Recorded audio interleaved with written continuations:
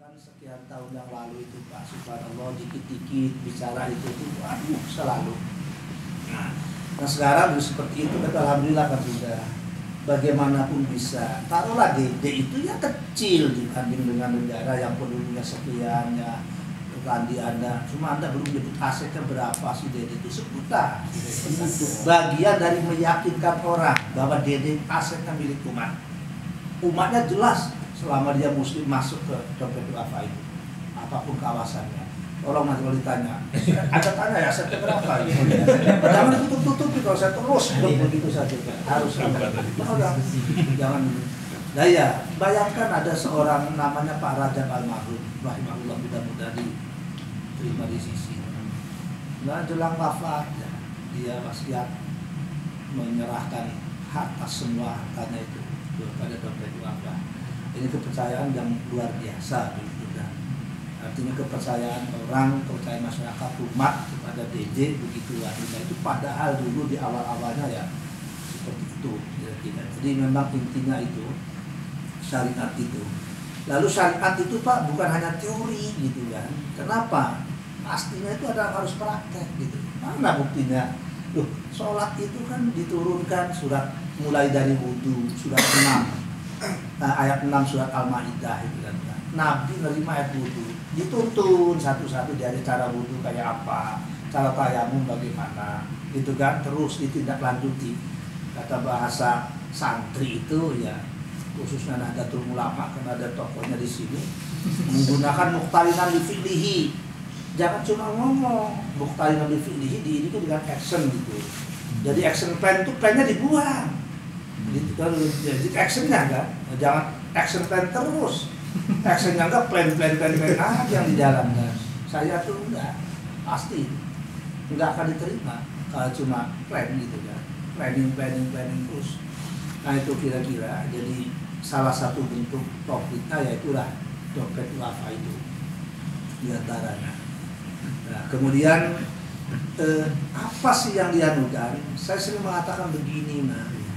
Paling tidak nggak pernah turut memperbanyak masalah. Di dompet duafa itu sudah berapa karyawannya, ini juga perlu Pak Muhammad. Apalagi kalau bulan-bulan tertentu Ramadan terutama juga bisa mencapai 500-an sampai 1000-an yang itu. Ya belum yang terlibat dengan korban, bukan korban kecelakaan Pak, yang tebar kurban, hewan kurban itu ya. Ya alhamdulillah itu. Jadi turut mengentaskan bukan hanya memberikan kail apa namanya umpan ikan tapi ada wujudnya. Jadi itu kira-kira ya syariat itu seperti itulah. Kenapa? Al-Hasyr ayat 7 terutama itu diantara pedomannya. Wajib meratakan kesejahteraan sosial itu ya. Saya kira sekarang juga malam ini bisa diuji sebenarnya mesti itu. Bapak kalau makan sendirian tuh lebih enak bareng-bareng atau yang sendirian? Makan bersama dulu terus sendiri. Nah, sudah pasti kan, karena nggak mungkin bersama terus kan. Tapi sendirian sudah punya istri kan? Berapa istrinya? Ketika Anda makan bareng dengan istri Anda, mana lebih nikmat? Mana lebih nikmat? Atau bareng siapa? Dengan istri Anda, mana lebih nikmat? Dengan sendiri sebenarnya. Mana? Karena istrinya sudah jatuh diri. Kan bagian dari kita. Jadi sebenarnya tidak bisa dipungkiri. Itulah fungsi fardu ain, fardu kifayah. Fardu ain individu kita. Fardu kifayah kebersamaan. Kebersamaan itu menjadi penting. Dan orang yang sudah biasa sholat berjamaah, tiba-tiba nggak sholat berjamaah, apa? Pasti bisa kan? Dan dicari orang biasanya. Rajin ke masjid, tiba-tiba nggak ada. Siapa kemana ya? Kalau yang nggak pernah ke masjid ditanya nggak? Nggak pernah ditanya Pak. Nggak pernah ditanya. Itu kira-kira. Jadi eksistensinya itu tidak diakui oleh orang-orang sekitar. Itu yang bahasa agama disebut fardu kifayah, yang mungkin bahasa sosialnya ya keterlibatan kolektif lah, tidak begitu. Nah, zakat itu salah satunya, karena 5 pilar Islam itu syahadat, sholat, puasa, zakat, dan haji. Ya ini semuanya mengadukan itu ya, karena Rasul yang mengatakan Islam itu dibangun di atas 5 pilar itu lah. Jadi pincang kalau tidak ada zakat. Nah, ekonomi ini menjadi penting, di satu sisi sukses para PKI kita, tapi di sisi lain banyak juga yang bermasalah. Saya kebetulan di Hong Kong sempat, Pak, cuma satu yang tidak tercapai, pengen menyaksikan upacara akad nikah dan walimanya kayak apa, ini yang tidak. Kematian, alhamdulillah saya menyaksikan, bukan alhamdulillah matinya orang itu. Bingung saya juga gitu. Di satu sisi saya pengen menyaksikan itu, di sisi lain bagaimana cara pokoknya dari awalnya, Pak. Ya Allah berikan kemudahan insya Allah kepada almarhumnya juga. Yang meninggal kebetulan orang tua dari chairman Islamic Union di situ. Jadi orang paling tinggi di situ. Pekerjaan sehari-harinya sebagai hakim tinggi di Hong Kong. Jadi jabatannya di keagamaan sebagai presiden Islamic Union, di hari-harinya hakim tinggi. Itu kesampaian, Pak. Barahal saya mungkin 3 hari sebelumnya, Pak, tolong kalau ada yang meninggal, beritahu saya jam berapapun, jadi begitu kan. Ya pas setelah paginya saya menyaksikan sidang di pengadilan. Saya pernah jadi hakim, Bapak. Itu ada di saya hakim tinggi pengadilan tinggi Jakarta. Bidangnya bukan agama, Pak. Nah, walaupun saya orang agama, tapi bidangnya hak asasi manusia. Jadi jelek-jelek buatan hakim HAM ini. Hakim tinggi 6 tahun, tapi yang minta sidang 4 tahun, ya 2 tahun itu proses. Juga sebagai ketua Dewan Kehormatan Komisi Pemilihan Umum, Pak, KPU Provinsi Banten tahun 2011. Ya tambahan saja lah. Jadi kenapa saya perlu melihat persidangan kayak apa di situ, pengen tahu penegak hukum kayak apa. Lalu sehabis itu saya juga nengok ke penjara gitu kan, pengen lihat penjaranya kayak apa. Ya, alhamdulillah tadinya ditolak, ya bisa juga masuk. Nah ini untuk perbandingan dalam konteks penelitian saya itu, karena bukan hanya ibadah, saya memanggil kepada muamalah dalam keadaan tertentu, malahan ya dalam hal yang terkait dengan kesalahan hukum-hukum itu. Nah ini kembali ke persoalan syariah itu tadi, ya ternyata banyak. Lah ini madhab-madhab dalam fikih itu sangat banyak. Dan sebagian saya baru menemukan implementasinya ya sekarang itu, antara lain di Hong Kong. Ya misalnya, kalau di Indonesia itu yang selalu memproklamirkan diri mayoritas madhab Syafi'i, ya nggak ada yang salah. Salat Jumatnya minimal harus 40 orang. Tapi kalau di Hong Kong diterapkan madhab Syafi'i di Indonesia itu nggak ada orang salat Jumatan itu. Karena di masjid di Stanley ya. Ya, itu maksimal saya tanya itu ya 15 sampai 20 orang jamaah Jumatnya. Nah, di sini dulu yang keindahan syariah itu. Jangan diperkosa harus 40. Boleh melaksanakan Jumatan. Ya, sejumlah itu. Kalau dulu saya ngaji cuma di buku saja, madhab ini boleh, madhab ini boleh. Jadi dulu saya pengetahuan tentang itunya baru ilmu yakin gitu kan. Ilmu yakin itu termasuk pendengaran kan.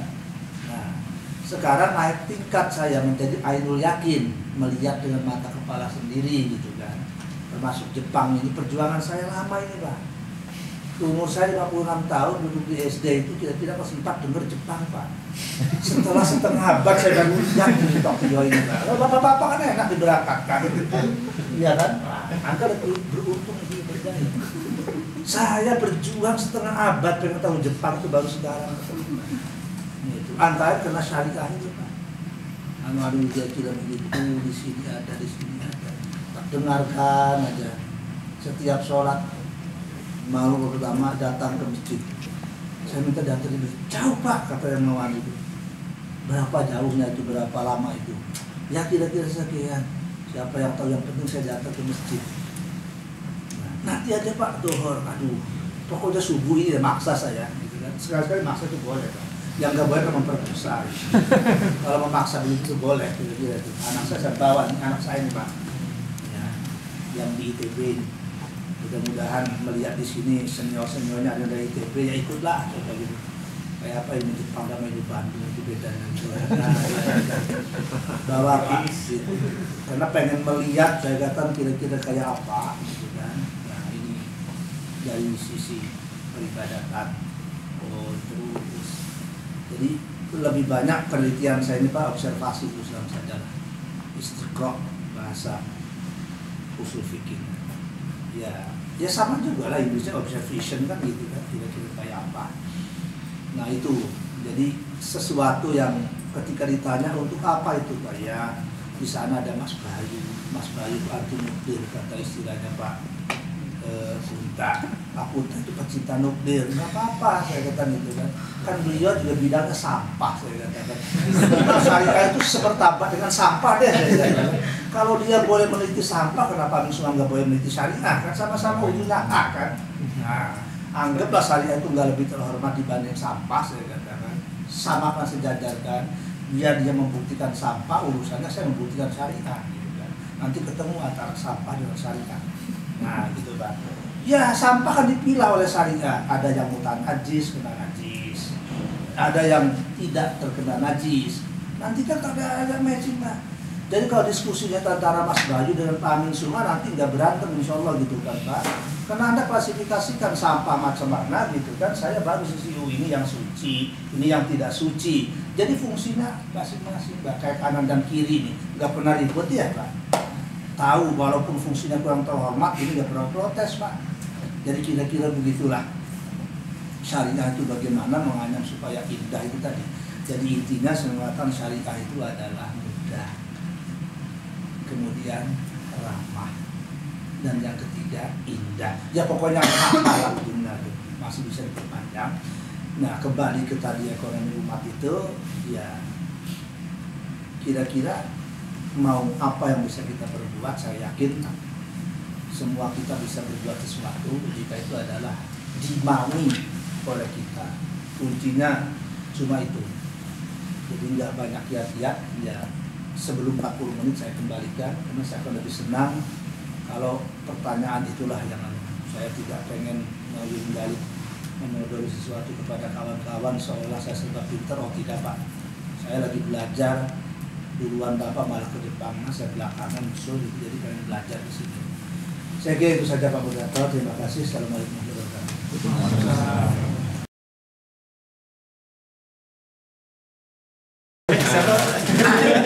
Sebelumnya terima kasih atas kesediaan Bapak untuk hadir di sini di majelis kita ini.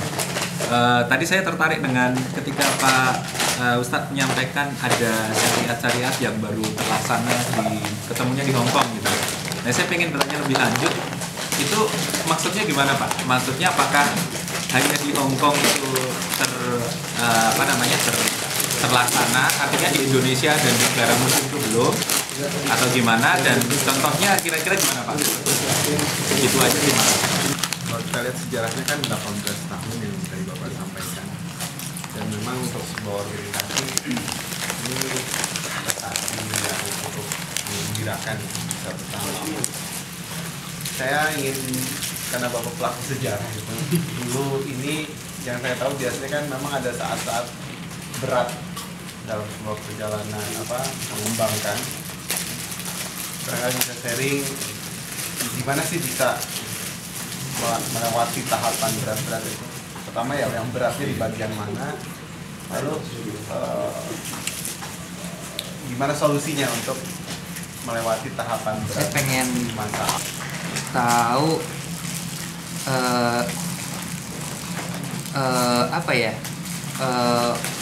visi Bapak gitu terhadap ekonomi syariah. Apakah yang sekarang ini udah cukup syariah gitu, atau kalaupun itu belum, seperti apa sih ujungnya yang pengen kita? Tentu ujungnya seperti Islamnya syariah, tapi gambaran Bapak